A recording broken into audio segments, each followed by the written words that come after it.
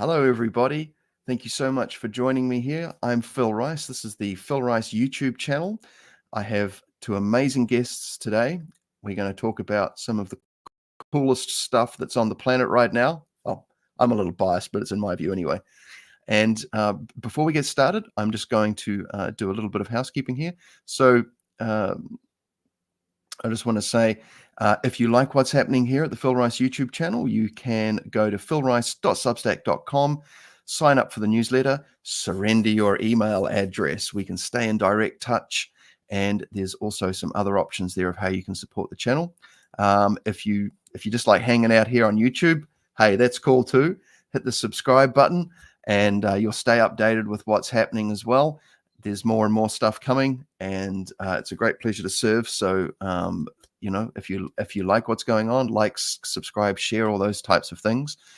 And I was going to say, we're running a Q&A sessions here. So if you're in the audience and you're in the live chat, and you've got a question for the people on the interview and the discussion here, please put it into the live chat. We'll get to the questions towards the end of the first hour. So thank you so much. And so without further ado, I'm going to bring on my wonderful two guests today, Didi and Armand from Chi Skills. Hello, welcome. Thank you for joining us.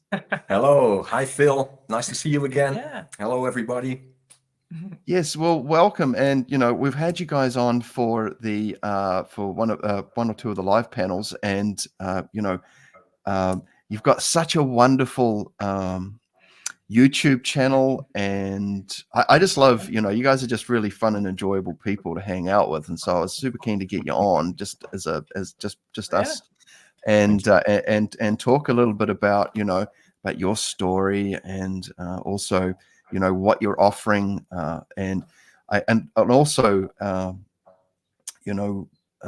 I guess especially in times like these where things are quite challenging. I really like one thing I really like about the Chi Skills program and channel, I guess, is that you both bring such complementary skill sets together in a package for people, and I just like it's just so wonderful because individually, if I break it down that way, and I know that you guys do train together with a lot of things too, but when we're bringing together these really useful, functional sorts of tools like Tai Chi, our approach to food, an understanding of how food works as well, and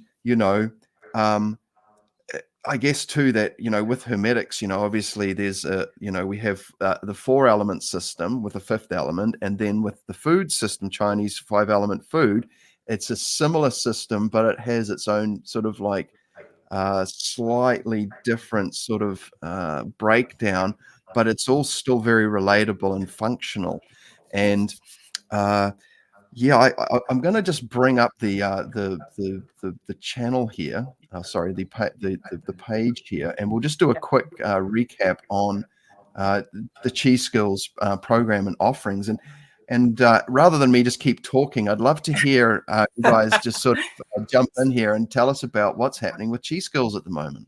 Yeah, we've really been working this summer to design a program that we thought was like, what would we want to offer if we offered the most ultimate program. And we came up with a 10.5 months private mentoring journey, which is like us two guiding individuals through a program where we go through the vibrational skills. So this will be like, wow, a great. We call it the Leave No Stone Unturned private mentoring journey, and I guess that's what it is, because we're gonna teach you everything we know in 10.5 months.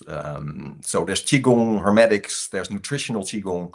So we're gonna blend all our influences, everything that we've learned over the past 2 decades, and we've just cramped that up in one program. And it's really personalized, so it's really for the individual, where are you right now? But, Yeah. you know, of course, we know what we want to go through because that's what we Teach. that's what we teach, but it's very, very customized to the person in question. And this came sort of, this idea came because we've been guiding individuals over the last, 10, 12, 15 years, something like that, but never in a format like this, where we say, okay, we take a small year, and in this year, we're gonna get you from here to there. And then you have a definite transformation. Plus, you know how to take care of yourself after that year. It's like you've been shut off, and you're on your way. So so that's what we've been doing last summer. Besides teaching live workshops with fabulous people, that this was our aim. How do we design it? What comes in the program? How do we build the structure? How's the success path? Et cetera, et cetera. So we're very excited to launch it. And it says there, the program opens up on the 22nd of October. So we'll be open for a week, something like that, right? From the 22nd until the 30th. Yeah. And in that time, people can sign up for that. And so at this time, we have room for 3 individuals. So, stay tuned if you want to, be updated about that. And also maybe our YouTube channel, we're going to have the podcast running again, and we'll be talking about things we're doing in there as well. So we're very excited about this. We're really us together, it's like you said in your intro, right? I mean, we live together, we're partners, but we train together. So this is the first thing where we're really putting all of that in a program. Oh, I love that so much. And like you said, you've been doing this for a while, and as teachers and as we sort of we feel inherently a responsibility to deliver the best we can for the students. And I love, I've been watching and enjoying your content for years now, and been seeing your offerings evolve. And I think I can't remember, you mentioned one of the last times we caught up, you mentioned that you'd been doing sort of one-off casual kinds of interactions with people, and then you sort of shifted towards more of a program. And we're all kind of fleshing this out as we go along, so we can offer optimize the value to the people who are coming to us for what we offer.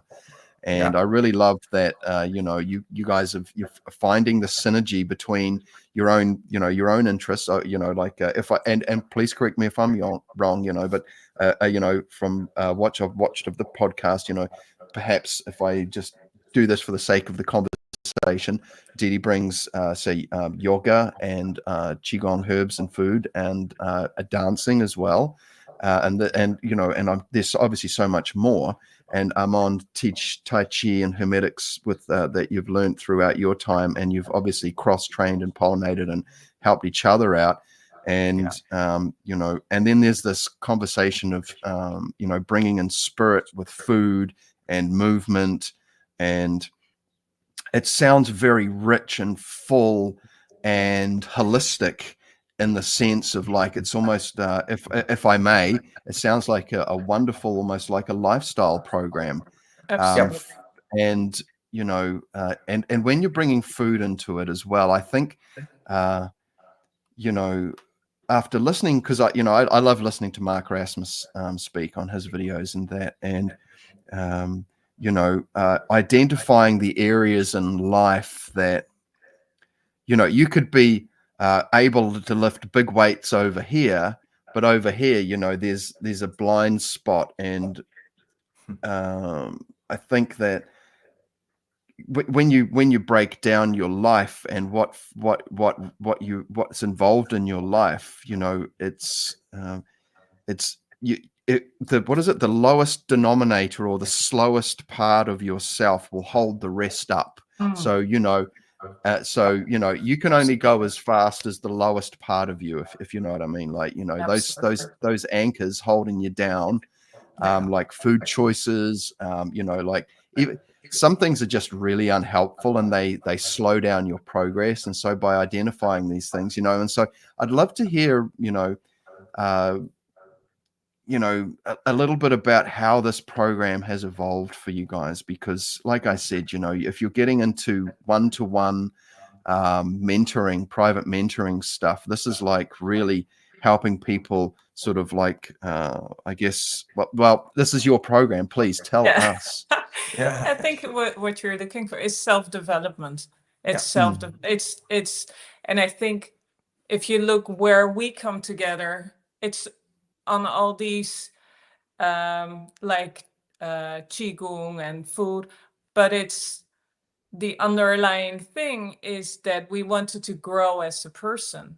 We wanted to, we wanted to overcome things, and we used all these tools to do so. Yeah. And so it was, although it started with doing this as a goal, maybe doing qigong, feeling energy and moving energy, but in the end, it's not the goal. It's a tool to help you. Yeah. And so for us, this Chi Skills Self-Mastery program, well, it's already in the title. It's more self-development. Where are you at this moment, and what keeps you from taking the next step in your life? Yeah. So as what you were just saying, and I loved what you said, like, you can be strong in certain aspects, but you cannot move forward unless you tackle some stuff that's still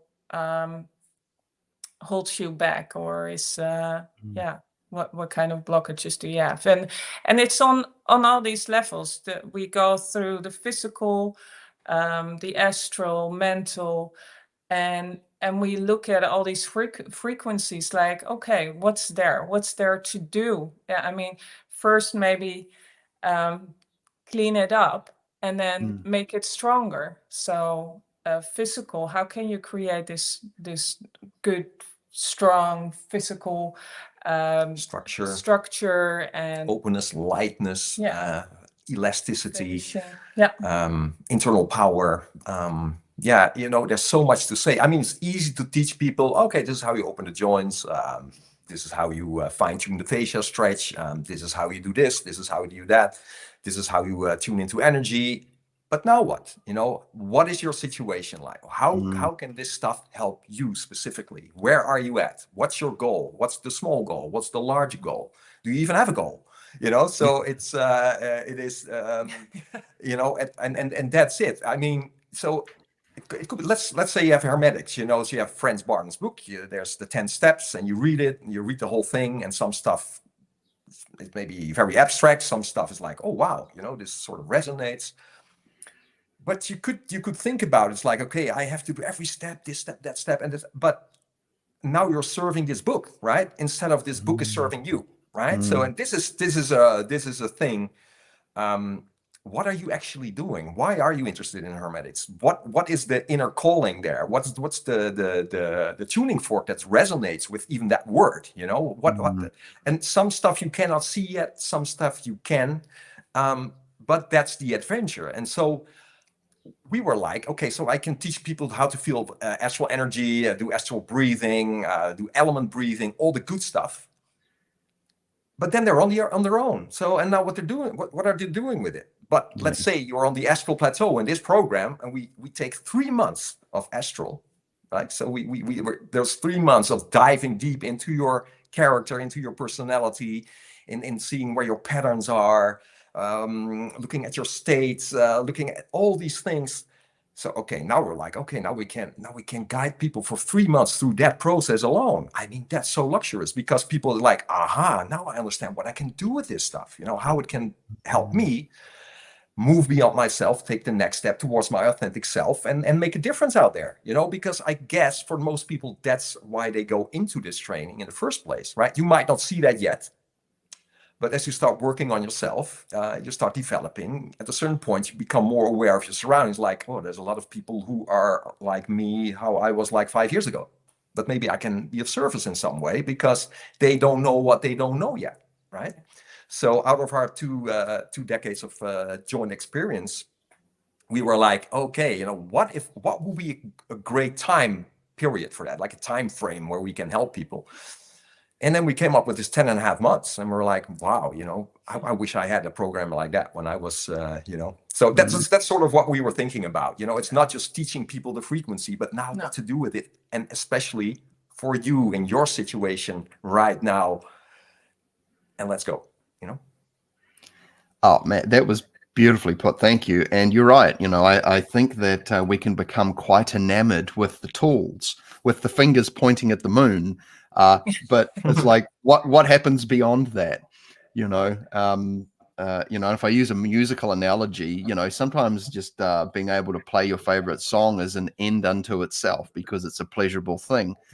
For me, I ended up like yourself, Armand. We ended up becoming performers and teachers and things. So we were learning it, and then we decided to do something else with it. Yeah. But you're right.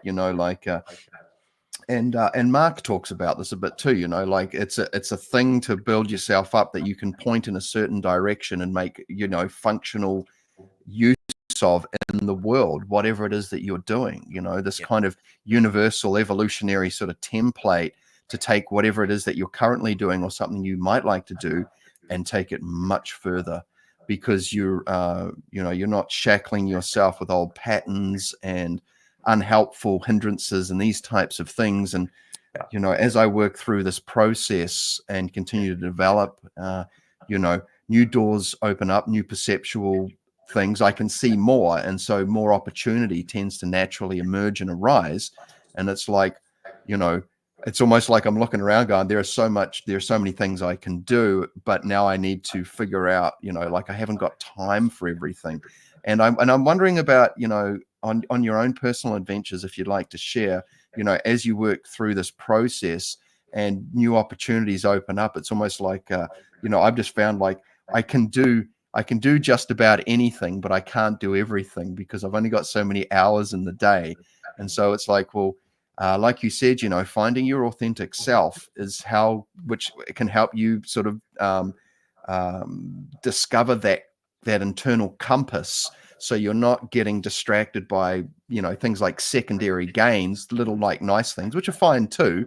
But, it's easy to get pulled off the track when you've got all these shiny things around too. And I think that's part of the path is being able to focus and concentrate, staying aware of new opportunities that come up. But, once you get to know yourself outside of things that you've taken on from growing up from parents and institutions and things like that, and you really get to know yourself, it becomes a lot easier to keep your eye on a genuine, authentic direction for yourself. Wow. And so, and like you said, you guys bring these wonderfully accumulated skill sets, but they've got a purpose, like you can feel the energy. That's great. Okay. Yeah. And now what? Exactly. Yeah. Exactly. Yeah. Yeah. Yeah. And it's of course you do the training, and with food, it's a bit different. It's not just, it's something you do every day. Most of us do it 3 times a day, at least 3 times a day they eat. So it's a daily practice and it's part of your day, but being very conscious about it, that it's something that defines your day, is something different. And especially if you're very conscious about, okay, this is also something, how do I start my day? And what kind of food do I eat? And what kind of energy do I want to bring into that day? So it's not just a practice, it's your life. This is living your life. That's actually what it's about, instead of something on the side. Sometimes it's like the Hermetics training or the Qigong training. No, it's living your life. How do you want to live your life? And what kind of practice does belong to the kind of life I want to live? Which evolves, right, during the training. I mean, this is an evolving thing. You cannot see yet what you can see. You don't know what you don't know yet. But as you start training, you become more aware of your own patterns, your own behaviors, your own feelings, as you engage with reality. For lack of a better word, I guess that's what it is. I mean, how do we call where we are? I bet a lot of people listening to this have never lost that connection with the mystery. We use all these words, but you yourself are a mystery as well. I mean, everything is a mystery. I know we have all this rational part in our mental, in our mental substance, where we identify with this is who I am, etc. But for most people going this route, there's a different calling there. Maybe there was always a doubt. There was always something like, yeah, I see this, people do this and that, but there should be a little bit more than this. There's something is off. Something is not complete here, right? So, and I think what you were saying, Phil, it's trusting that inner calling, and that can be a lonely place for sure. It can be a very lonely place because, as you said, there's conditioning going on. You could be in a family, you could be very alone in that. You feel like, am I the only one interested in self-development here, or asking critical questions or being sort of a rebel, but it's a very strong thing, it's a very strong thing. So trusting that process, what I've been doing all my life, in every situation is like, yeah, but wait a minute, it feels off that, but if I keep following this calling, I just trusted that there was something just awake and aware, and that becomes the story, and that starts developing. And the Hermetics training, when I got into that, it was like, wait a minute, it's all there, but I had a lot of work before already. I was Qigong, things like that, Tai Chi, but I came in there, I was like, this is what I was looking for all the time, because this is a thing that explains everything, so but I had this calling already. I was already moving in a certain direction. It's like, I have to learn how to overcome myself, right? I have to move beyond myself. There's something not working. I see my own limitations. I recognize patterns. I feel my noise. I feel my ups and downs. I feel my depression. I feel my highs. I feel, so there was already this thing. It's like, what can help me? And then if you want it enough, things come your way. It just happens, like, oh, Hermetics, what is this? And it's like, oh man, this is it, so it's such a personal thing as well. And what I wanted to go towards is like, it's a living thing. Hermetics is not a dead thing, it's a very living thing.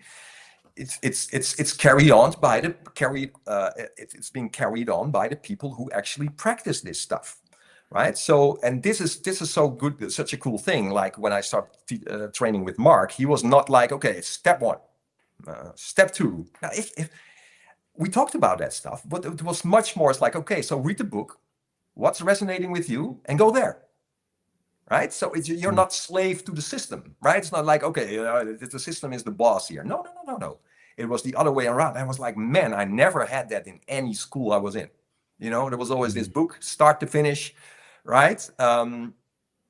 Great, but in this case, it was so much more dependent on your own intuition and recognizing your own inner tuning forks with like, oh, this is knocking on my door, right? This is going to help me take that little next step or that one, right? So, and of course, there's an order in it. Some stuff won't work without step 1. Step 1 mental training is crucial for everything. We understand that, but but the whole thing that was like, no, be intuitive with this stuff. Trust your own process. You're already a master. It's So it's very much a living thing in that way. And this is everyone who trains Hermetics has their own thing with that. It's like their own little unique thing that they can carry on developing, but then also teaching again, right? So some people might be a little bit more in this corner of Hermetics, some people will be a little bit more in that corner of it. But it's all very personalized. It's very, very much you on your adventure, supporting you. And it's fantastic. Oh man, I just get so vibed when I'm listening to you guys talk, and it's true, like there's obviously a bit of discussion in for example, the Barden community about the correct approach to it, and after reading it several times, listening to a lot of people talk about it, my time as a teacher, and Armand, I know you've been a music teacher, and so that you've got to cater the delivery of the information to the person that you're working with. Yeah. And I've found, that, if I want to be the best teacher I can be, then I've got to take into consideration that, I mean, back in the day, when we were in schools and things like that, there was like one person at the front of the classroom, you had 30 kids there, and they had pretty much like, this is how it's done, and not necessarily the most effective way of conveying understanding. But when I started working one-to-one and in small groups, I had to recognize that if I wanted people to, because basically if the kids weren't practicing and having fun and getting results, they weren't coming back. That's not how you run a business, man. And, your students are essentially your greatest testament to your practice or your offering, right? And so, I've just found after exploring this and to listening to the various teachers, like, Mark's been teaching this for 3 decades, right? And I've met some of his other students. I'm friends with some of his other students. Some of them live local here in New Zealand as well. And we've had a lot of conversations about this. And, I think for people who are maybe super fire element, who are like, no, I'm going to do the thing perfect, but Sure. I've just found after exploring so many different modalities, and especially working through energy healing, I've explored a lot of different energy healing modalities. I'm just like looking through this book and then seeing it going, man, there is so much overlap with so many other systems. And I think Bob from 60 Skills dropped a great video yesterday where he was basically saying, look, this is where Barden got his material from, because a lot of it is derivative. It's come from other systems. And the man just managed to package it up and compile it into a thing. And of course there's a mystical outlay because it seems to follow the 10 Sephiroth of the tree of the tree of life and these types of things. But I mean, if you just look at the exercises for what they are, I mean, maybe apart from some of the later ones, the earlier ones, they just make common sense. Learning to concentrate, learning to be aware, vacancy of mind, like cleaning yourself and using a body brush. I mean, there's plenty of science available that talks about the values of these kinds of practices anyway. And so you just start bringing these things into your life, and the naturally kinds of like there's a naturalness that emerges that I found that makes it like, this is actually easy. It makes sense to me. It appeals to my sense of logic. There's no real internal resistance because it makes sense to me. If I was like, somebody's telling me to do it because, like, trust me on this, it's like, I don't know, man. Like, especially if it's weird or strange, but this stuff is not really that weird and that strange, to be fair. Like, compared to, that depends on who you talk to, right? If I talk to my father about Akasha, I will be like, son, get a proper job, it's but no, I'm kidding, but no, I totally hear you. There's a lot of common sense in this, and I'm not saying I'll just be totally random with this stuff, of course not, but it's not that. So I think some people are so afraid that I maybe miss this step, or I made it. But start trusting yourself in this process. There's a reason why this is knocking on your door, why you opened the door for it, and and then really be intuitive with that. So trust your own path here.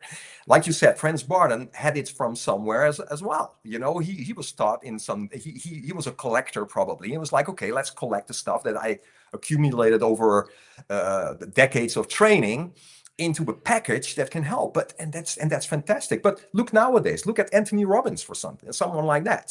He's doing sort of the same thing. He might not be in energy training, but he's all about self-improvement. And he read like 500 books, and then he made a book about it when he was 24 or something. And it's incredible. And it's like, it's so powerful. He's also bringing things together. But it's more a modern approach, I guess, but you could overlay that on Hermetics training. You're like, this makes total sense, it makes total sense. And he's got some exercises. I'm like, man, I wish I learned this exercise 20 years ago. It would have helped me in my meditation for sure, because it's just a shortcut that he came up with, that if you stay traditional, it might, it might take longer, or so I'm always open. And as Mark is as well, because I know him, I know that he's exploring all these things. I mean, the first time I heard the name Tony Robbins was with him, and why is he mentioning it?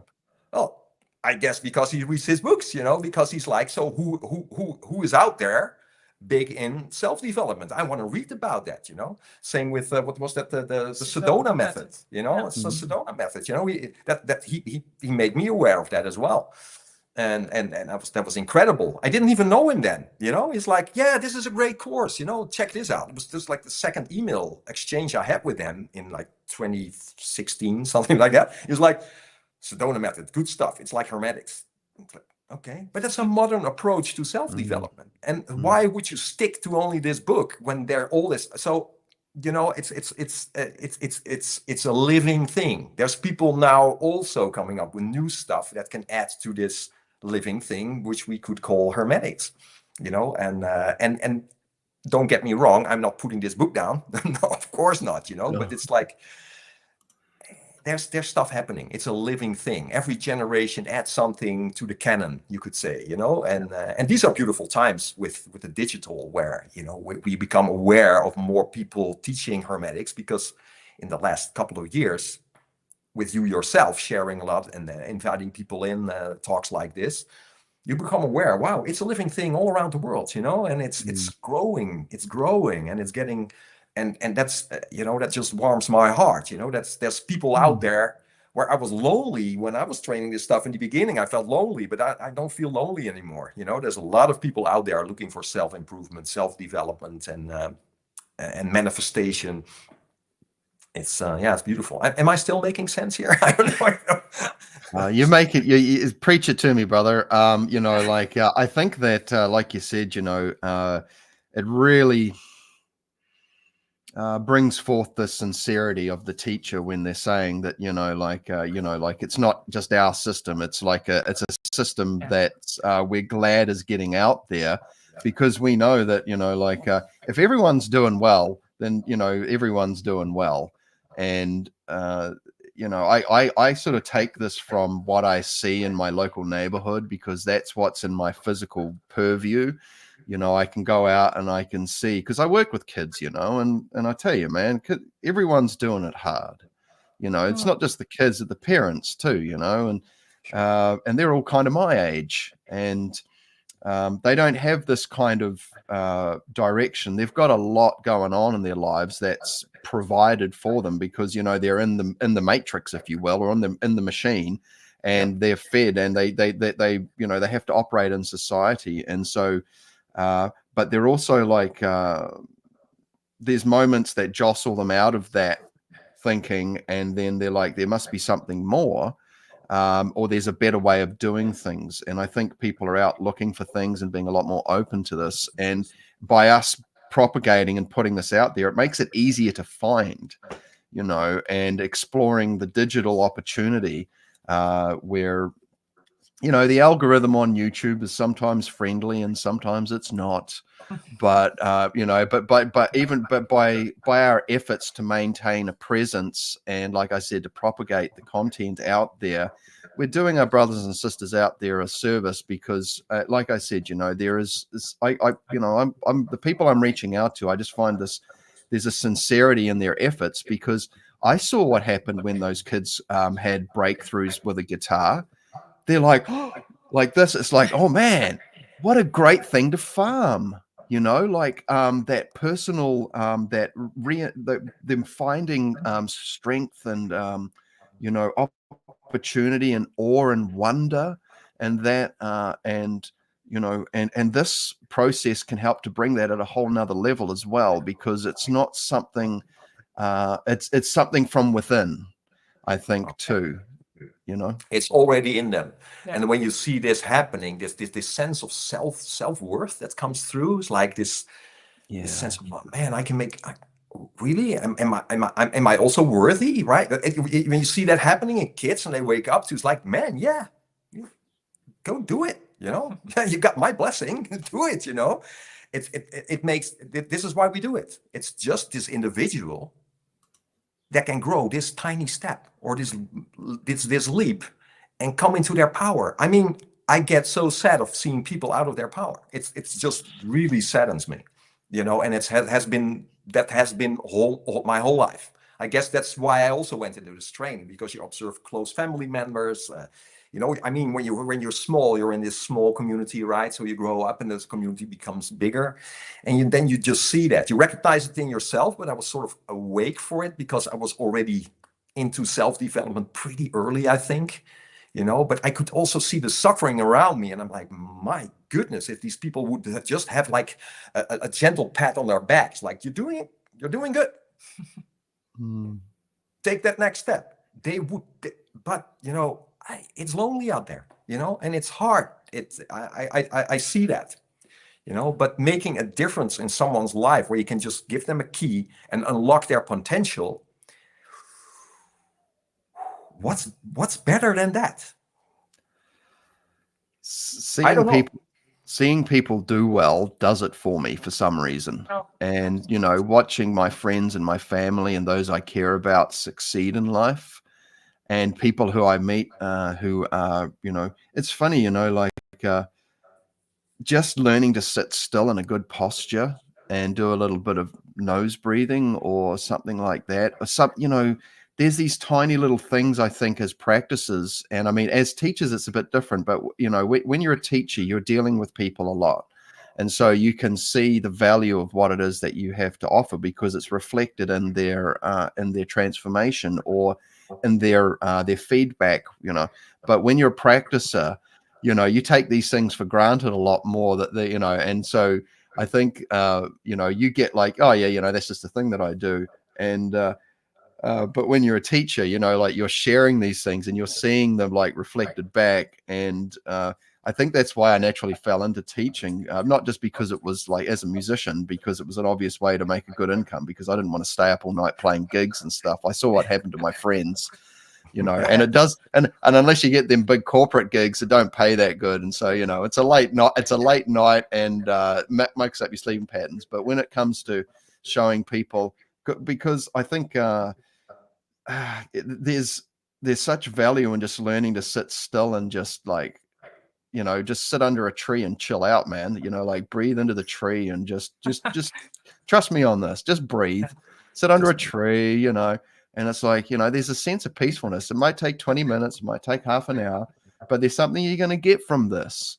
And the more you do it, the more you anchor it into your being. And it ends up, in my view, being it becomes over time this ideal platform for operating from. And so it becomes like a default in your being, this ideal platform that starts to form once you sort of start doing these things regularly. And I say to people, man, you know, if you just sit there in a good posture, do a bit of nose breathing, or even just sit there lying on your bed and just watch your thoughts for 5-10 minutes twice a day, you know, at the end of the week, you will notice a difference. And that's just the very entry level of the training. But that in and of itself can be just so valuable and life-changing for people. And once they've settled some of that noise down, what that does is that can make them go, you know, what else is there? And I know a person who was really sincere about this, and so I'm going to go back to them. And I think, you know, it really, like you said, you know, this warms my heart to know that there's people out there wanting to share this, the best of the best, because probably like yourselves, you know, I was searching for years for stuff that really, I mean, meditation was great and I loved exploring it. But once I found something that I guess added a kind of a fun and a curiousness and a little bit of novelty, like even building the ball, I was goofing around with that for years. And then Mark, I came across Mark's videos, and then he says, now Paul breathe it. And I was like, wow, okay. And then there's all the elemental stuff. And then there's all these other little things you bring in, like daily things. And it's like this stuff starts to compound and build up into a very interesting, and it's just very satisfying and fulfilling. And when you start seeing people around you ask questions, or they start to change because you're changing, it's like, man, I think I found something here that's really making a difference even in my own sphere of influence. So anyway, I do talk, but yeah. I hear you. That's good. It's totally that, you know. Yeah. It's I mean, the first time you hit this feeling, you're like, oh, I was not wrong. There's something else going on, you know, that there's more than we've been shown all these years, you know. Yeah. And it's just the start of a beautiful reconnection experience and adventure, right? Where you can guide people in and take them in, and then they're like, oh, wait a minute, you know, all the bullshit around is also just a frequency, right? There's more going on. I can shift frequencies to another level, and I don't have to be caught up in that stuff. I can overcome it, and then maybe help people who are still caught up in that stuff and show them there's something more going on there, right? Because you have all these frequencies beyond the physical that we can explore now, right? You don't have to stay there and suffer all the time. So and when that catches on, it's like, wow, they're flying, you know, they're just flying, because I think it's already all aligned in the individual, you know. Their unique talents, their things that they feels like, oh, once they become aware of that, it's like, oh man, it's like click click click click click click click click, and then just that path starts forming, and you're like, yeah, you know, and then who's next, you know. But you know, of course, it takes, like you said, it takes years of exploring. It takes years of like, oh my goodness. And I mean, I talk about it now like, ooh, yeah. But of course, that was a journey in itself, just getting there. Of course, you have to go through that, and you have to explore yourself. And I think it's also when you start on this journey, it's most of us start because there is something that you have a pain, or there is something going on that you hit a, sure, how do you say that knocks on your door. Yeah, it's there is something going on, you're kind of stuck, and patterns, or could be depression, could be something that, you know, just could be a lot of things, but that's and I think there's an entry for everyone. Like for me, it didn't start with the Qigong, or we had different paths to start with, but it was Armand was on his Tai Chi journey. I was more on my ballet and my yoga, but the other thing was kind of career-wise, I was kind of feeling stuck. I was like, I'm now on this journey where I'm not on a journey anymore. When I grew up, I always had these dreams, and I had these ideas like, when I grow up, then I will travel the world. I will have I don't know, I will do great things. And then I found myself one day, and I was sitting in an office, and I was like, what am I doing here? Where am I? I'm not enjoying myself here. I don't feel as if I'm on a journey, and where to start. And if you were on a journey, I was on a journey. I just didn't feel like I was on a good journey. So I felt really like, okay, I need to do something. And for me, I was very attracted to food. I love to eat, but it didn't feel good. So that was what my entry was. And most people, that's quite a difficult entry, because it's so it's so difficult to change your patterns every day around food, because there's so many emotions and stuff around it. But as you were talking about earlier on, it's I was looking in all sorts of directions for kind of what kind of food do I need to eat to feel better.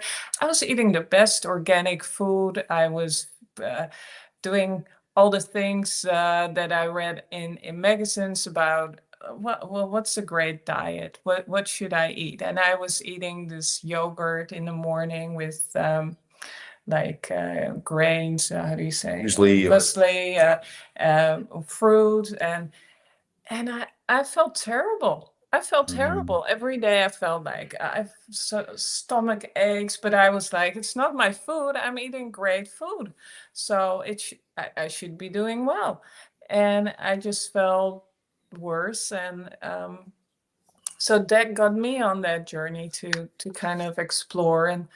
And once I got into 5 Elements food, that changed, because now it was about, it's not a one size fits all. I need to go and look what's good for me, and to look at all the foods they have. Food is energy. So what's the energy of the food, and what fits your energy? What kind of complements that, instead of what a lot of people, they eat what they think, well, what's served to them or what's easy, but not really looking like, oh, what's the best thing I can eat for this moment to feel even better, or maybe not eat at that particular time. So for me, it's also, I wasn't just looking at 5 Element food. I was looking at Ayurveda. I was looking at Hildegard von Bingen, as we were talking about the other night. I was looking at all these directions, but mainly at ancient nutrition, because they're much more looking at the food as a whole, like an apple. What's the energy of an apple doing in your system, and what's the energy of any kind of food? What's that doing? What's the energy here, and what kind of effect does it have in the body, instead of the more modern nutrition, which is looking like, okay, how many calories, what are the nutritions in there? And I thought, well, that's far too difficult for me to grasp. So although I did study quite a bit of that as well, but it didn't stick. So I felt, all the ancient nutritions, there's so much overlap there. Where's the overlap, and how can I? What's this old wisdom that's just there, without just disregarding that? It's like, that's, we know more now. But look at people nowadays, and look at obesity and stuff like that. It's like we're not making progress there, right? Yeah. So, although we know it all, that's not what the what you say the digits say, or the numbers don't say that. No. So it's something, and that's because now we call it nutritional qigong. Actually, it's the thing that changed when I felt energy. I already studied traditional Chinese medicine, and we talked about qi all the time, but I had no clue. I had no experience of qi. I had no experience of feeling my own energy. Of course, I could feel my body, my physical, but not my. I've never done any training on building the ball. And then Armand started training with Mark Rasmus, and now I got an experience with the theory, and it kind of, there was this aha moment. Now it all made sense, instead of being in a book and reading about it and just having to believe these people that some food were doing some stuff. Now I had this tangible experience of, this is what the food doing. So this energy goes inward, for instance, right? It's like, okay.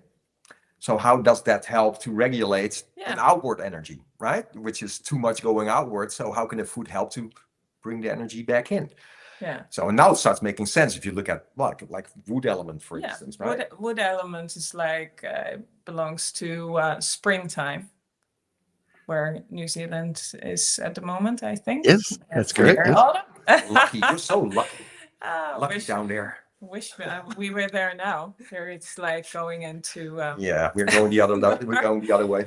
But talking about wood, the energy around wood is like this fierce upgoing energy. If you look at the yin yang, this is where the energy is strongest, going into into young energy, and you see it coming from winter time. It needs kind of that switch to the other side. So you see in the springtime, like there's a lot of very uprising energy.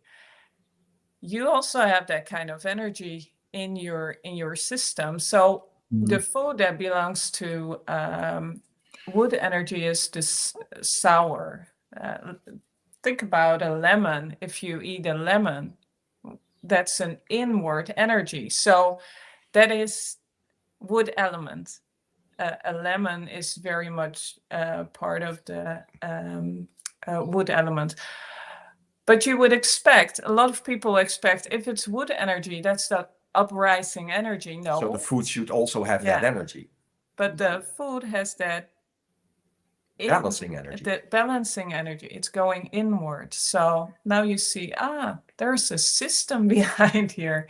So if I want to calm down, if I'm all over the place, because that's what the wood element. Wood element is liver and gallbladder. I don't know. We have, we have all sorts of expressions in Holland. That's it's like, do you have something on your liver when you're frustrated or angry?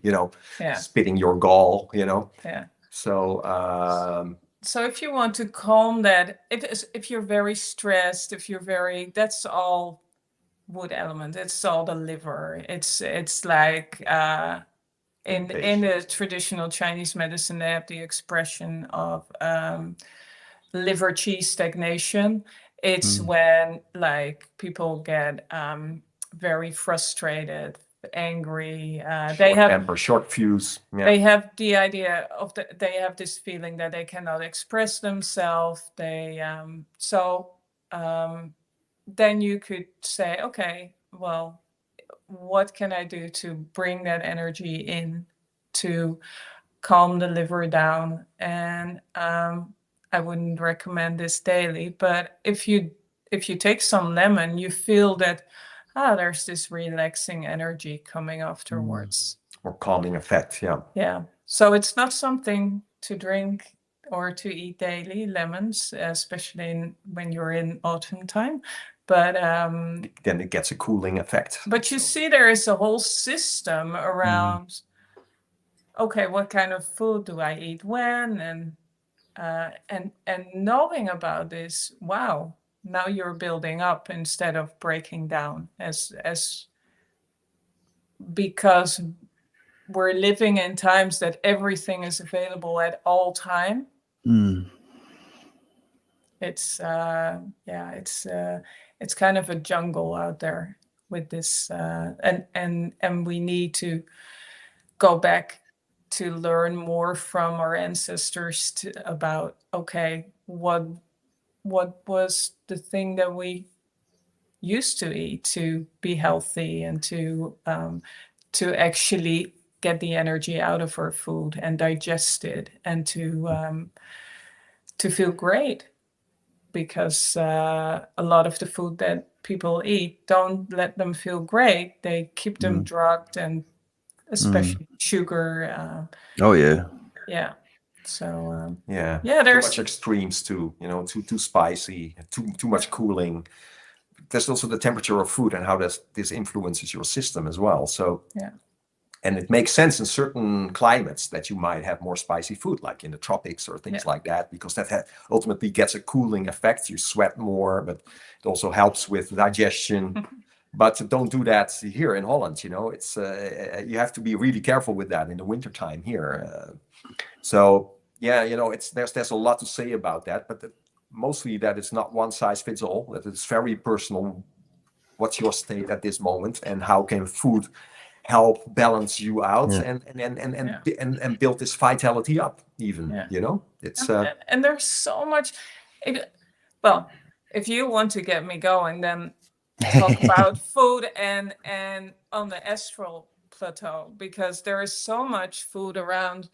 People eat it to because they have certain emotions and they want to eat it away instead of dealing with it. So I always ask people to write or do a food journal, and you can actually, after reading their journals, you just know them. You know their, their whole life. Do you know where they're stuck, where there's issues? Because it's an open book. What you eat is so much a reflection of how you feel, how you're doing in life. So even the patterns in how you eat, how many times a day you eat, how sometimes scattered.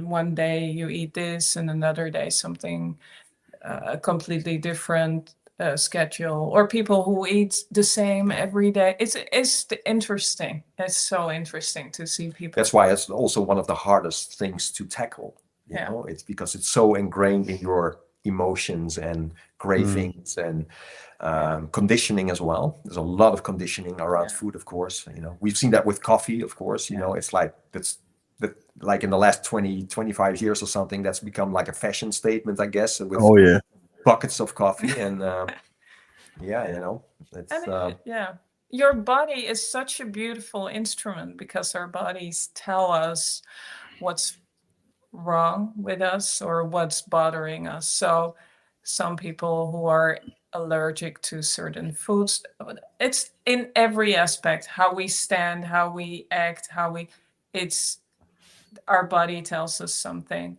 But also the food that we eat, sometimes the things that we're really craving for eating it, or if we're allergic to it, it is all information for us to see, there's something there. If people tell me, I'm allergic for this or that, and then I'm like, that's interesting. Tell me more about and or something that they love to eat. That's something that I'm always very interested in. So see and see, like you said about the astral, you know, you look at the black and white mirror, and you look at your food, and you're like, oh, wait a minute.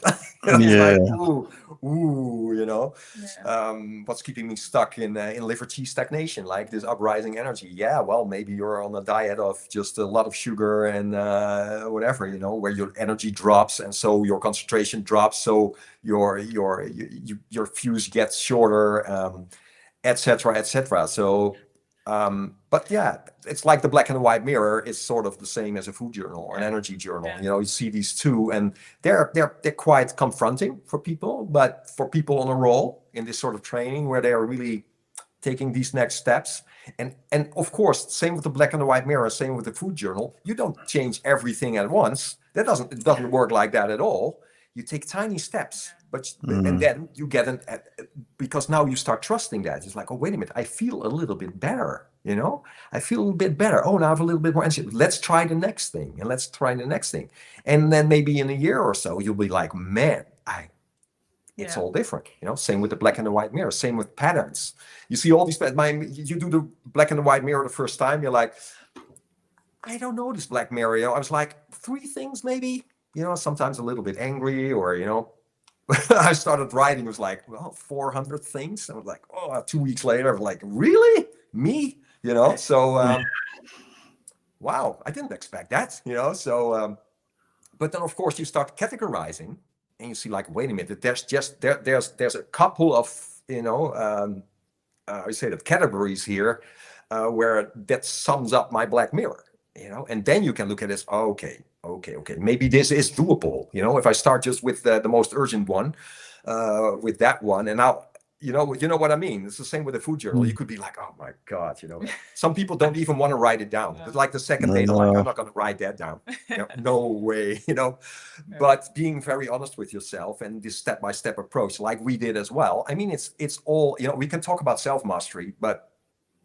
this is for the rest of your life, right? I mean, this is a constant development, and it's the same with this stuff as well. But what's so great about like the Hermetics framework, same like the 5 elements framework, is that you have something that's been tested, and it's tried, so you have something to work with, you know, there's something that you can explore with, and there's something that you can trust there, you know, and that's why we got there. It doesn't mean that modern, like we talked about Anthony Robbins or whoever is out there now, you know, on the edge of self-development and whatever, talk about the Iceman, for instance, things like that, you know, people who are really out there with maybe there's older approach in there as well, but making that more modern approach.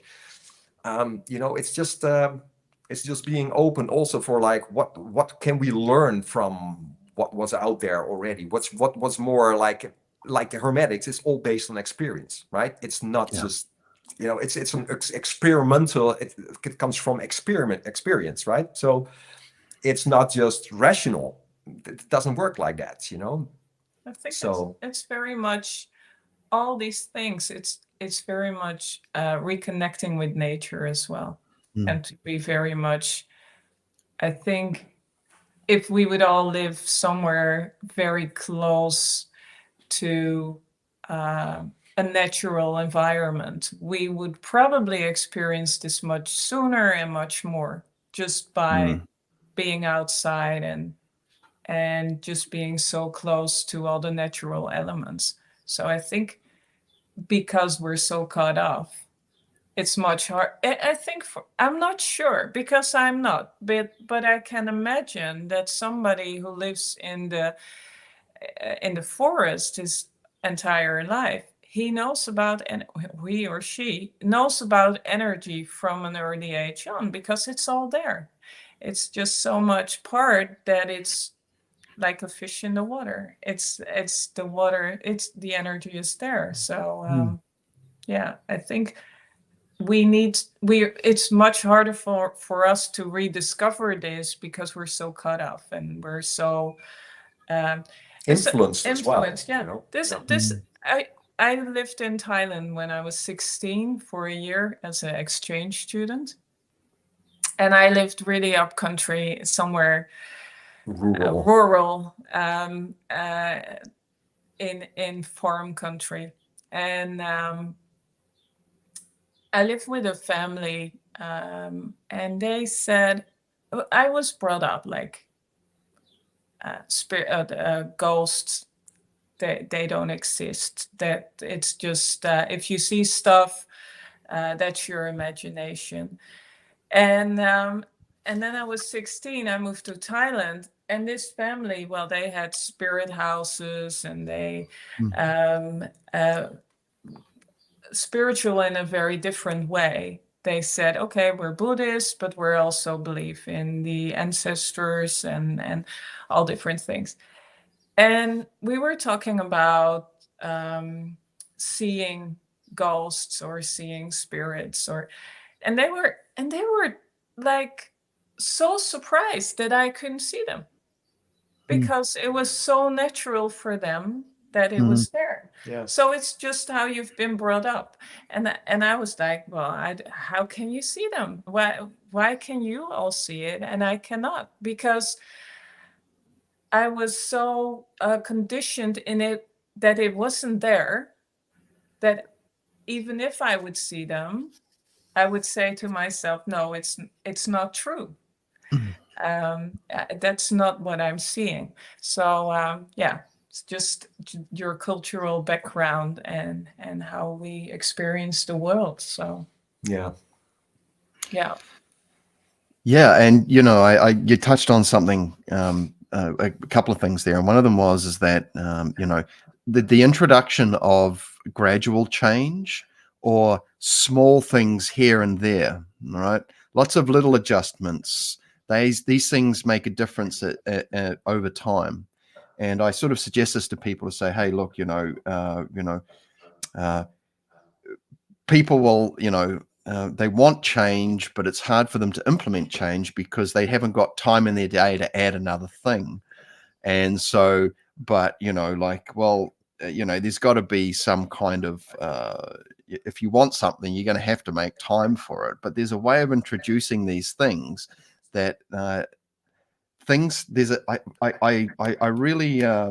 really come to understand the value of exploring this self-organizing principle in nature that tends to lean towards evolution and growth. And there's ways of, it's like, as soon as I was doing Qigong forms for years, and I didn't know about how to inflate the body or how to really get into that, right? And as soon as I did that, my Tai Chi and my Qigong changed because I was being informed by the field. And so the expressions that I was, the animal frolic started to take on a bit of a mind of their own, like the way I was moving and that. And it also, this field, or this energy, whatever we want to call it, it kind of, in my view, because you mentioned so much great stuff there. There is so much influence in the modern world. And so if you're in a concrete environment where there's less life force, or this benevolent, I would call it, or beneficial information, because, the life force could be considered to be an information field that helps to sort of rejig the tuning forks within your body to be sort of like to point in better, more healthier directions. If you're removed from that, and and you've also got all of these other shiny stimulus like in your perceptual sort of sphere, I mean, you're going to be confused. It's very hard to focus. And so by going out and spending time in a natural environment, it has this self-correcting kind of effect to it. And I've got plenty of friends who work in high rises who have to go and spend a few weeks of the year, in a natural environment, but it's not enough, and then they end up making sure that they get that in every weekend. But some things are so abrupt that a slow, incremental kind of approach, methodical approach, making little changes. And I say this to people too. Look, if you like eating chocolate, just up your chocolate game. Okay, but get to know how it affects you too. And I think that's one thing that the Qigong is really great for, is it gives you another kind of instrument on your decision panel, if you will, like a way, like you feel like when you pick up the food, you're not just looking at it and reading the label, you kind of get a sense of the nature of how that's going to affect you. And this is where, where the functionality at a very street level comes in. It's like going at, best practices, improving decision making, things that, people are eating food and they like the way it tastes, but it makes them feel like crap, and they can't. And it's like a lot of food's designed that way. It takes a thing and then it finds a way to make it taste good.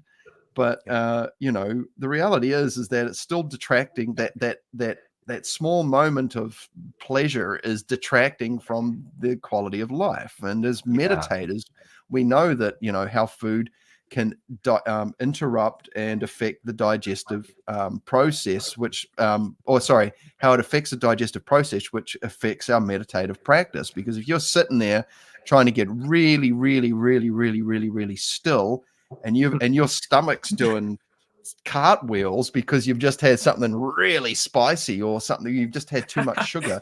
Like, I have to be super conscious of, like, even fruit sugars. Like, an apple sends me to friggin' Jupiter, man. Even one apple, right? I find that I can have a banana, that's all good. But anything, even because I swapped out all my food. I swapped out sugar and started using honey and dates, and even that's got too intense. Yeah, and absolutely. My stillness food is my bowl of rice. That centers me, man. Like, if I have that meal and I go through the process of making a bowl of rice with maybe some veggies in that just helps to sort of bring me back to balance. It's a meditative practice in and of itself. Yeah. Yeah.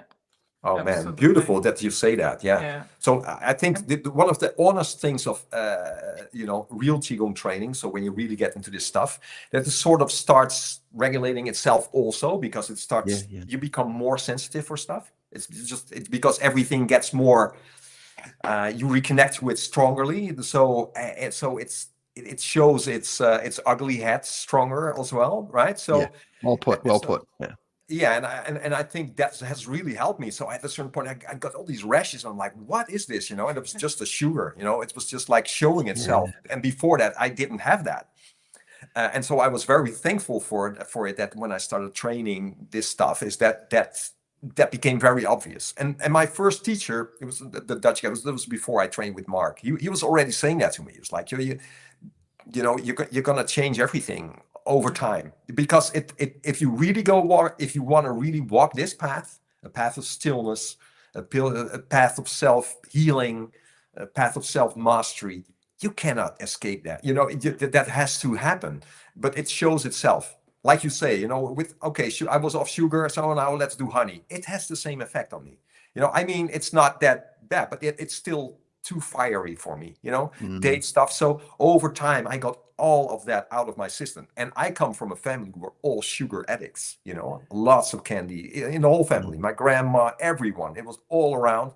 And now it's gone out of my system completely for years already, and I feel so much better and stable and stronger and still, like you said, so you could be sabotaging your own training, right? It's like, oh, you're sitting still. Oh, yeah, be quiet, be still. And it's like, why? Because you eat bad stuff. You have no concentration. It all creates noise.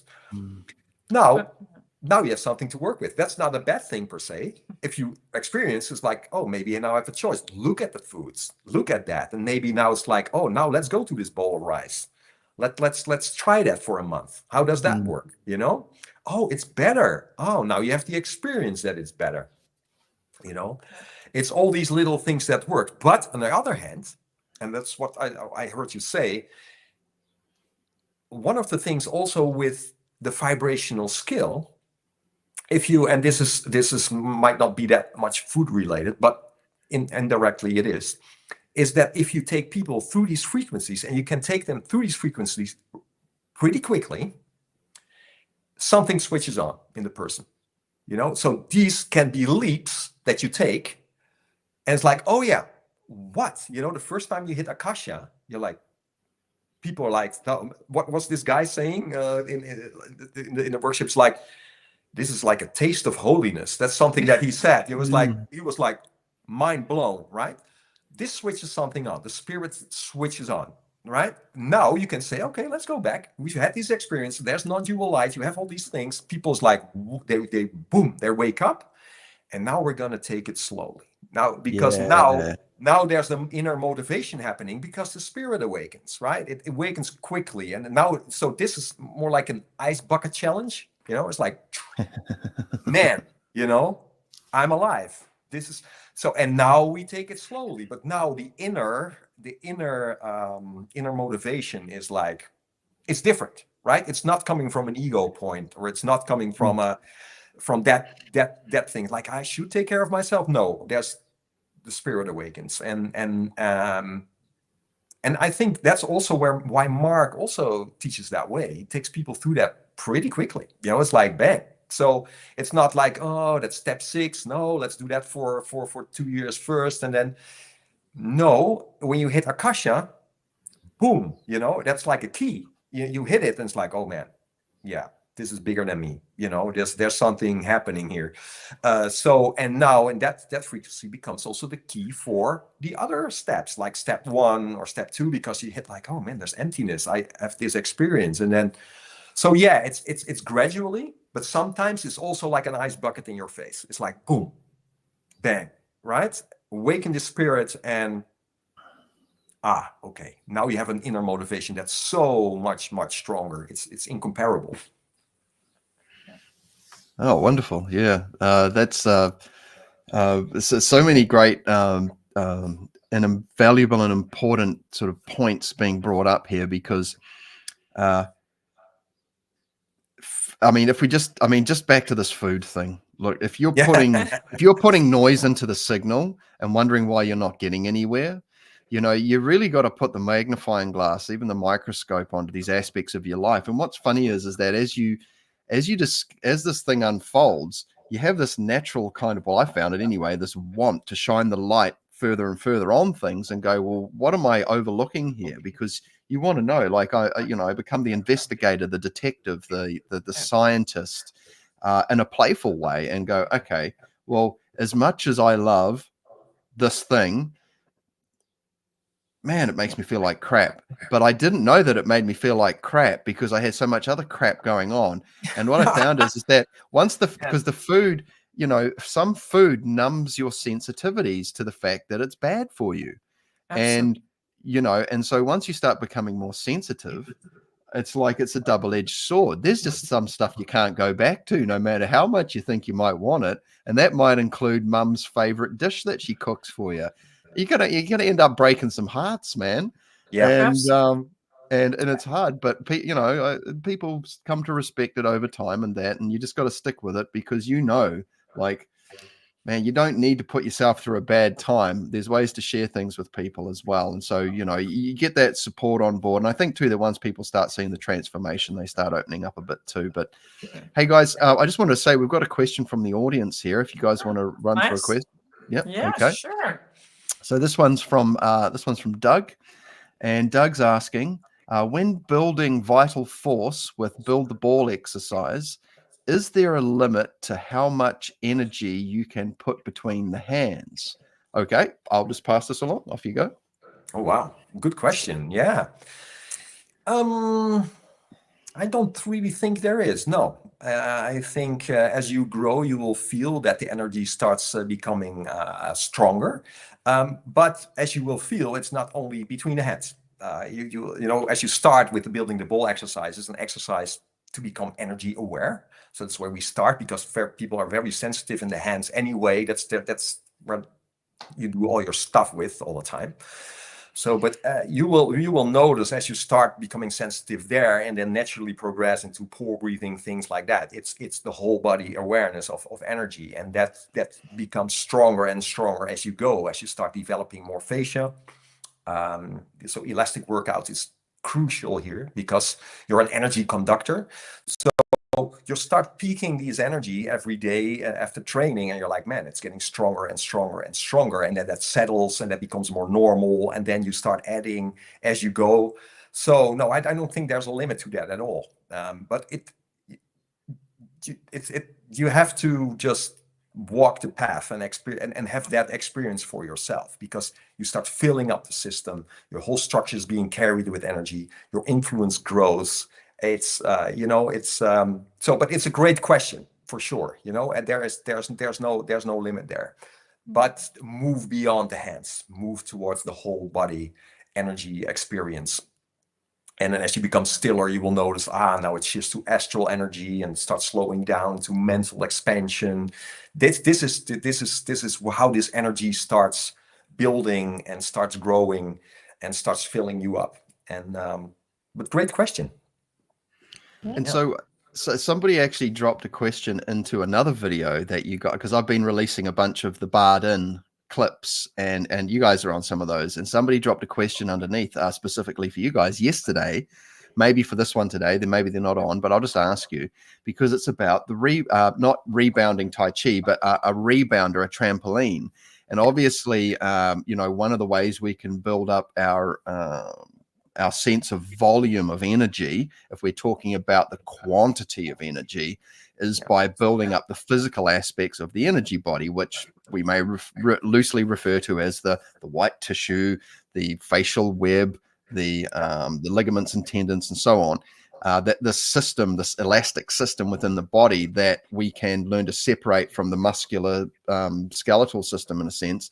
Now, the question was from memory, because I haven't got it right here, was, how does the rebounding or a rebounder or trampolining sort of affect the body in a positive way, maybe in relation to Qigong? So,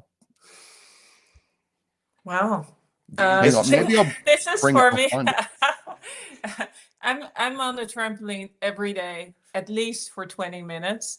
And it's just a great energy builder. It's kind of shakes you. It shakes your, it builds the how do you say? It builds structure. It strengthens the joints. It just, but what it does is that when you step off, when you're on the trampoline, the first couple of minutes, you're like, okay, I have to loosen up. For me, it's like, all the tension that's been built up over a day and a night's sleep, it just shakes it up, and then you feel better. And while you're on the trampoline, you feel like, there is flow in the body, and everything loosens. And then, but when you step off the trampoline, that's the funny thing. You feel like, now there's earth. There is this, you feel this, the energy is kind of going downwards as well. You feel very grounded, very much. But it builds up vital energy very quickly. You feel very powerful, very strong, but also I don't know any other way of this flow in the body. There's this just this natural flow. And I think that's also why children love to be on a trampoline, because there's this playfulness, this life. You feel very alive while jumping on the trampoline. And what I feel as well, just to because I've been doing it for a while, it's you start to experience, but that's with every exercise, you start to experience yourself, like, how can I jump in a different way, and how does this feel, or how does this feel? And doing pore breathing on the trampoline, that's, I was going to say that. Wow. That's a game changer. Pore breathing while jumping. It's special. Yeah, so for sure. It's just fun to do it, and it's So a lot of what we try to accomplish with elastic training is creating a lightness in the system, right? So that, things can move, can be open, because what we're looking for in the alchemy path is expansion, right? So there's an opening of the joints happening that supports the opening of the energy field, that opens the mental space, which reconnects with universal consciousness. I mean, this whole thing is developed to create lightness. So think about a trampoline. You're jumping 20 minutes. There's this lightness happening. There's this expansion happening. There's this structural compression release happening all the time. It's soft on the joints, right? So that's good for building strong joints. It's so... I think there's we've got the Bellycon. I'm looking at it, it's over there. Rebounder, and I think on their website they have like a list of 120 things that are beneficial when jumping, like for your limbs, for trauma, for I mean, they use it for anything. In Qigong, it's elastic, alignment, expansion, lightness, openness. Think about openness. Qigong is all about opening. 3 openings of Qigong: opening the joints, opening energy field, opening mental space. It's all supported by that trampoline. That's why kids love it. It helps them in that. And then they go back to school, and it's like they go too small again, right? And go on the trampoline. It's like, we go big again. But what do people do? Most people's like, we got them smaller, and that's it. Yeah. And then we drink coffee, little expansion, back again. We take some sugar, expansion, wine, little expansion, back again. Becomes a habit, becomes an addiction, right? Yeah. Jump on a trampoline. Yeah, I always say that what alcohol, if you, in the traditional Chinese medicine, they say, okay, alcohol, what's the energy from alcohol? It's that it shakes the system. That's why in the old days, when you felt like you were getting a cold or something, they would give you like a little cup of a shot of something strong, and that would shake up the system and let it go out, push out the bad illness, stuff. the bad stuff out of your system. But I say, actually go and stand on the trampoline. It does the same. It's just and when you're on the trampoline, it's almost hard to think negative thoughts. Exactly. It's Also that, yeah. Try it, it doesn't work. So and of course, put on Van Halen, loop Van Halen, jump, and then, you Yeah. have a fantastic day. yeah. Trust me on that. Yeah. I heard one of the other music teachers back in the day say to me, one of the reasons he loved teaching ukulele is that you can't play a sad song on a ukulele. Yeah. But right? I just found the question on YouTube, and the person was actually asking on 2 points, but you've covered one, which was growth and expansion. But the other one was interesting. They were talking about how can being on the trampoline help to improve my discipline. And I'm curious about that because, from my own point of view, I guess, if you're adhering to doing a daily practice, then discipline will naturally arise just by the virtue of the fact that you're regularly showing up. But also, the trampoline effect or something like that, you've got to stick at it, right? And so you learn to relax and get on with it and enjoy it. But if you're building the pipes because it builds up the facial system, and then, like you said, there's a lot of benefits that come from that. I guess that anything that helps to build discipline, I don't know, have you guys got anything to share on how jumping on a trampoline may improve discipline? Yeah, that's pretty obvious, I think. Well, you need discipline to start doing it, for one. There you go. But, it feels Yeah. great. Yeah. So you might have something like, wait a minute, if I do that every day, and you don't have to start with 20 minutes, right? But you can build it up. Don't do that. Don't do that. But you'll just feel great. Now, that's the whole thing. If you feel great, you feel better. Now it's like, oh, I'm going to do that next day as well. And then you're like, okay, but I could also do that exercise, do that 5 minutes or maybe 10 minutes, and then do another exercise and doing some push-ups, or I'm going to do some kettlebell training with that, make it like a workout thing, maybe do like 20 minutes, 10 minutes of jumping on a trampoline and then 10 minutes of kettlebell swings, okay, great. So you can add to that. And the whole thing with discipline for a lot of people is that, like, I have to do all that stuff, I have to do 3 hours of training every day. That would be great, but it has to feel great as well. It shouldn't be something that's like, it's the same with guitar or whatever. You see, of course, there's elements that you have to do, but it should be a fun experience as well, with these things. What I always love with the 5-element system is that it has like, it's a cycle. It's the cycle. It's either it's building or it's the other way around. So it's just what kind of behavior do we show? And even if we take the time each day to do something that improves at least one of the elements, it will improve all the elements. Yeah. So if we start breathing consciously every day, even if it's 1 breath that we take very consciously or 2 breaths, it's like, okay, that will improve metal element where it's related to, but that will improve water element, wood element, fire, and earth. So if we take the time to jump on a trampoline for 5 minutes, that's actually very beneficial for quite a few of these elements. Now we improve the whole system. If we don't do it, if we just stay in bed longer, and if we take a quick breakfast or don't take any breakfast and drink coffee and on our way to work, what we're doing is we're doing it the other way around. Now we're degrading our system. So it's quite easy to turn it around.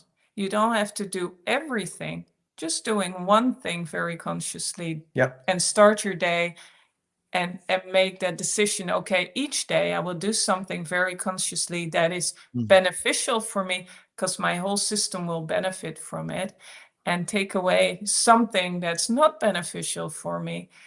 Now I'm going on a good path. Yeah. I'm going upwards. So yeah, and then staying with that. And what I think I said that on one of your other meetups. Yeah, just do it for 21 days, because jumping on the trampoline, first day, you were like, this is very tiresome. And it's, I have sore legs after jumping. So maybe the second day you don't feel like it, but then just give yourself 21 days. And after 21 days, either you love it, you hate it, but then you say, okay, now I'm going to continue with it, or I'm going to sell it. But just give yourself 21 days. And I'm sure most of you will love it. Most of you will like. When children love it, we should love it as well, I think. Yeah. You know, I mean, Yeah. it's a great, yeah, I mean, I had one guy here. It's like, so yeah, trampoline is good, and yeah, so we started. He bought one, and it's like, so, and how are you jumping? Yeah, I jumped 20 times. It's like, what? Yeah, it's like, yeah, what do you mean 20 minutes? I was like, no, I jumped 20 times. It's like 1, 2, 3, 4, 5, 6, 7, 8, 9, 10, 11, 12, 13, 14, 15, 16, 17, 18, 19, 20, and that was it. It's like, maybe 5 minutes, you know, maybe like, but that was exceptional, you know, but that was yeah, that's too short to get any better. Yeah, no, don't do that. But you know, the trampoline is a good thing because you feel great. You might feel a bit tired, but it shakes the system. It's just, it feels very good. It's just lovely. Yeah. And Yeah. Combine it with all the stretching and pore breathing. Oh yeah, power stretching, pore breathing on the trampoline. Try that. It's fantastic. I've never tried power. Okay. Yeah. Power stretching on the trampoline. No, don't power stretch on the trampoline. That's dangerous. You know, when it comes to sort of like, you know, switching the energy on, the sensation, you know, activating the life force awareness, and then, you know, doing these different things like jumping on a trampoline, going for a walk, standing still. You know, you're in a standing posture, and then you just flex your fingers out, and you just start to notice how these tiny little movements, these subtle nuanced movements, affects the feeling of the energy. And then you get on a trampoline or something like that, and then notice how that changes, and you can almost feel the separation of the bodies as well. And you know, there's all of these ways to explore you know, the effects of energy. And for me, that's you know, like, I think that having an abundance of ways of exploring the phenomena, it's a great way to maintain interest, because over time you become so normalized with the experience of this energetic stuff that, you know, like it's like you know, if you just played the same song on your guitar every day, I mean, you might love it, but you know, like you know, it's the same thing. You know, you got to bring in some new toys and things like that. And so, you know, the trampoline for me, I've got a Swiss ball and a hang bar, and so I just kind of do that, you know. But it's really noticeable. It's like going for a run, because you're activating the vertical systems as well when you're running, you know. And obviously, it's a bit heavier on the body depending on your makeup and that. But you know, you can't deny that this. It's great fun to jump. It is, whether it's puddles or on trampolines or whatever it is. Why are we training? What's this? I mean, of course, we're working towards something, I guess. You know, we're developing things, etc. Yeah. But okay, you have energy awareness. But now what? You know, I mean, you have this energy, become strong, etc. But you could be miserable at the same time. Right? Yeah. You could be feeling miserable, and then you notice this energy. It's like this energy represents miserable. It could be strong, but miserable. Now you could say, okay, focus on this energy, say happy. And the whole energy changes, right? It's like boom. And this is it. This is the missing link. You know, think about, some of you know, of course, about the elements work. You know, you have the air element, you have the earth element, fire and water. But think about happy energy. What direction does happy energy have? Where does energy go? It's an expanding energy, right? So try that. You know, you tune into your energy feelings, like boom, there it is. And you check your mood at the same time. And you say, okay, make this energy happy. Just say happy. And notice the change. 3, 4, 5 seconds, and you feel everything starts to become light. Your eyes become happy. everything starts to expand and you're happy. You do that for at least 2 minutes, it will stay that way. Stuff might happen during the day, but it's in the background, right? So it's easy to come back to. So it's not only energy awareness. This energy is you. It's not outside of you. It's who you are. How is this energy expressing itself in this day? How is the state of this energy? You can influence that yourself. This is the pinnacle, I guess, of Hermetic training. It's mental transmutation. That's what it is. You decide your state instead of what's happening around you is determining your state. Yeah, of course, it influences your state. Yeah, but energy awareness should lead to being aware of what is my state right now. If you're still waiting to be happy somewhere in the near future after doing years and years of Hermetic training, you're missing the point completely. You could be happy and decide to be happy right now. And I mean, I can understand why this can sound futile in some people's, view, but really think about why you're training. It's you, it's this energy, and how is this energy feeling right now? You can change that. And that's what Hermetics tries to achieve. It's that you become a master over, this is self-mastery. It's all about state, but the state in the moment right now. Okay, so the next time you're doing your energy thing and you're doing your pore breathing and bang, it's there. You do that for a couple of minutes. Now you sit with that energy, you feel the energy and you say, happy. And feel what happens. It's incredible what happens, right? You could do a little air element with that because that gives a lifting sensation. That's it. It's the pinnacle. As far as I'm concerned, can you be happy right now? Yes, you can. And I'm talking about not like fake happy, genuinely happy, happy to be alive, happy to be able to train, happy to train, to be in the circumstance of actually having the luxury that we can talk about this stuff, right? It's all about that shift, that you can change the energy from this state to another state. And that's actually what you're doing. And also your eyes cannot lie, right? So think about smiling eyes. Smile with your eyes. You can do it right now and feel what happens with your energy field. It's like, okay. So this is a little tip for you. After 20 years of training, this is sort of, for me, what sums it up. It's in the eyes.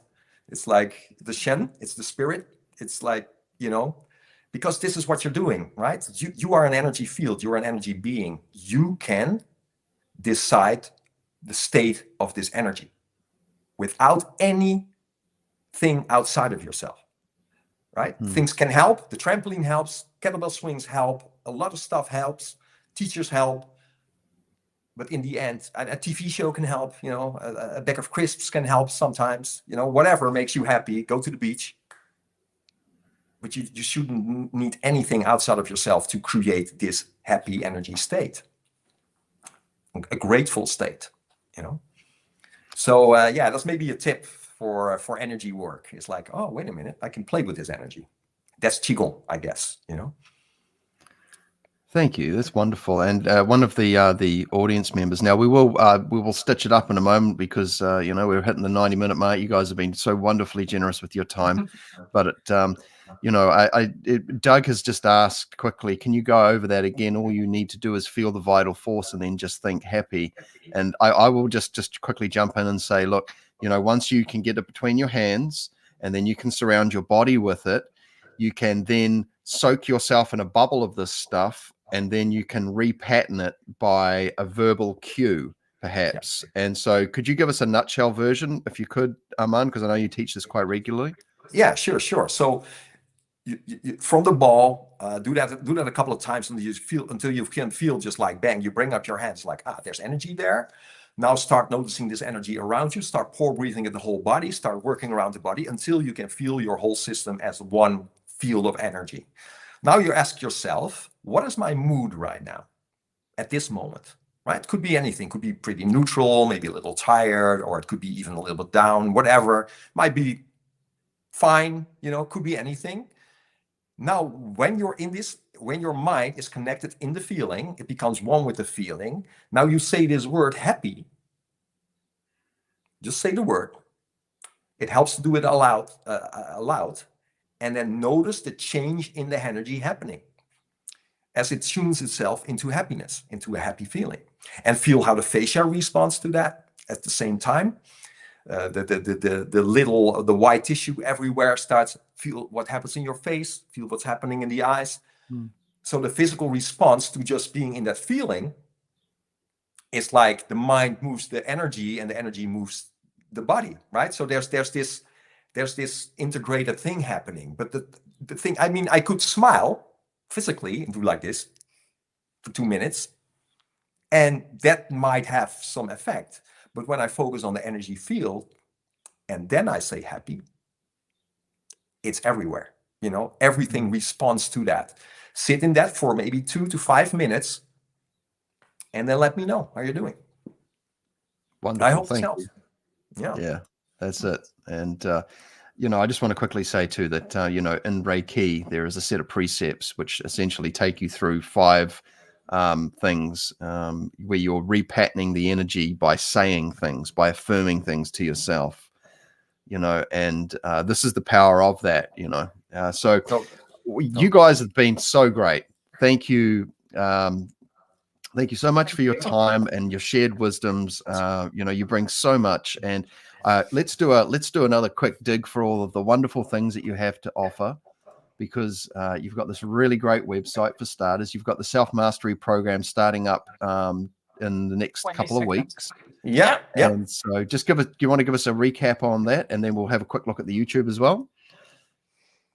Of course, yeah. You want me to do that? Okay, so we're opening up for 3 people, for 3 individuals, participants for the self-mastery program. It's a private mentoring program, so it's 2 people on 1 in this case. So so we're launching that from the 22nd of October, which is next week. We're opening the doors, and there's a way to get in touch with that. So you can subscribe to the newsletter. We keep you posted in emails how that process works, because we wanted people to fill in a questionnaire for that. And then we can invite you for the conversation, because obviously there's a lot of commitment in a program like this. And we want to make sure that this is the right fit for all 3 of us then to go on this year journey. We're also offering for people, because this is the first time we offer this program, that we add an extra month. So that will be 11.5 months. That's going to be a full year. Let's say almost a full year. So yeah, so we're very excited for that, and see how that's going to develop. And you can subscribe to our newsletter anyway, see what's coming up. We'll be in November, we'll be launching the new dates for summer workshops for 2025. 2025, that's coming up. And we're starting up our podcast again, so check us out at Chi Skills on YouTube. Yeah, you know, we are 2-person business, so we've been adding some videos from the summer, the workshops we've been doing with wonderful people. You can check that out. But the podcast is coming again. The Self-Mastery podcast is called from now on. And we're going to share a lot of the stuff that we've been talking about today as well, but maybe more in depth in some stuff, you know, or maybe do a little series about things. We might invite some people to talk about things, what they think, what does the self-mastery mean for these people? You know, it's yeah. So we're very excited to go that route again. Yeah. And yeah, that's it. So I think. Yeah. Well, so much to explore. So I just want to say a big thank you to everybody in the chat and the audience who's joined us today. Thank you for your wonderful questions. Thank you. Please consider hitting that subscribe button. Go over to the Chi Schools YouTube, hit that subscribe button, jump to their website, get their newsletter, fill your inbox up with wonderful things to help you grow. Because I tell you what, I get a lot of spam about stuff that I'm not really interested in, and so I'd rather have stuff I'd rather have stuff like this to start my day with personally. So thank you so much, Didi and Armand. If I could get you to stick around for just 1 minute after I end the broadcast. Sure, thank you to everyone for joining us today. Now, would you both like to give the audience a quick set of final words of wisdom? Anything that you think you'd like to share off the top of your heads? Wow. Just putting you on the spot there. I'll do it to Yeah, everyone. you're putting me on the spot. No, just have fun with all this. Just don't put too much pressure on yourself. Just see it as something to, yeah, be curious, be playful with it, and have an open mind. Have an open mind to all this stuff, and just be very playful. Enjoy it. Enjoy. Be open. Yeah. Yeah, and trust the inner tuning fork. Yeah. What resonates, and stick to that. Follow what resonates, and trust that inner frequency. You know, it will guide you. It will not lie. It takes some time to trust it, maybe, because there's a lot of distraction out there, and people have all sorts of opinions about things. But the way to go is just really follow your instinct, really follow your intuition, and don't doubt that. You know, make sure that you're on the right track with that. So anything that vibrates with your own tuning fork, you know, be curious about that, follow that, and also don't wait with being happy. You know, make sure that if you're in energy work, that you this exercise that I just shared. You know, what I do every morning is, when I wake up, the first thing I do is make my eyes happy. I make happy eyes. So I can do that when my eyes closed. I'm still lying in my bed. I want to have smiling eyes. And I wait long enough to really feel my whole body is like, yeah. And this is not like, ha, ha, ha, happy. It's genuinely a good feeling of being in control of my state at that moment. And I take that with me in my day. And it works like crazy. It's fantastic. Yeah. So do that in the mornings, right when you wake, and let me know. Just send us an email or something like that. We're really curious how you're doing with that, because don't wait for it. You can choose it right now. Wonderful. Oh, that's great. Well, so many treasures in this moment in time. Thank you, everyone. You have a beautiful weekend. Thank you to Didi and Armand from Chi Skills. Please go check out the website. All the details below in the YouTube description. I will say good evening, good day to you wherever you are in the world, and we will see you all again soon. Thanks for watching the Phil Rice YouTube. Okay. Bye, everyone. Bye. Bye-bye. Bye.